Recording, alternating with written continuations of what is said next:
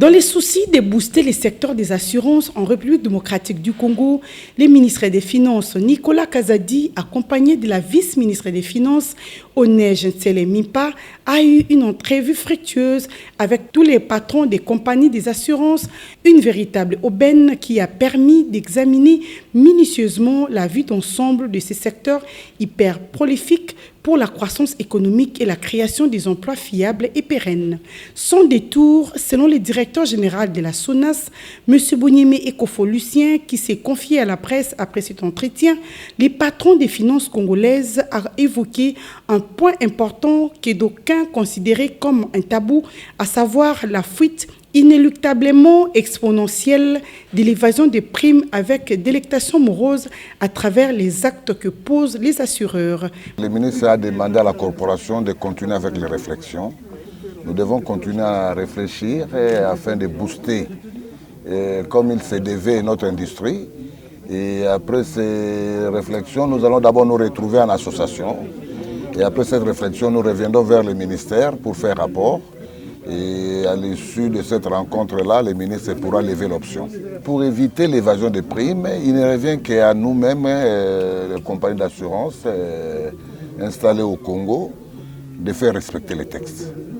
Et à l'autorité de régulation de faire appliquer le code des assurances. Et lorsqu'on fait appliquer les textes et le code des assurances, on pourra ne plus parler de cette histoire d'évasion des primes.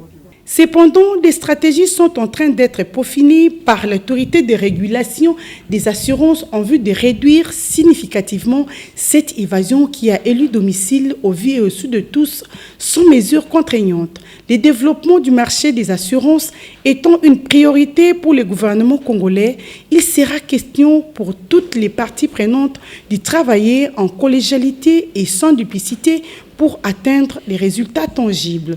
Aujourd'hui, je pense que nous avons une bonne capacité financière, nous avons une bonne capacité en termes de ressources humaines, une vraie technicité. Aujourd'hui, nous allons devoir effectivement expliquer tout ça aux opérateurs et avoir de plus en plus de part de marché globale par rapport à ce que nous perdons déjà. Donc, je pense que la main dans la main, on pourrait mettre en place des mécanismes pour pouvoir répondre au mieux aux besoins du marché. La République démocratique du Congo n'étant pas encore sortie de l'auberge, Nicolas Kazadi tient ipso facto à remettre le pendule à l'heure dans son optique de la mobilisation décuplée de recettes publiques dans tous les secteurs. C'est pourquoi deux alternatives ont été identifiées pour que la République démocratique du Congo redore son blason sur la base des assurances, notamment la création de sa propre compagnie de réassurance et l'adoption de la politique des coassurances.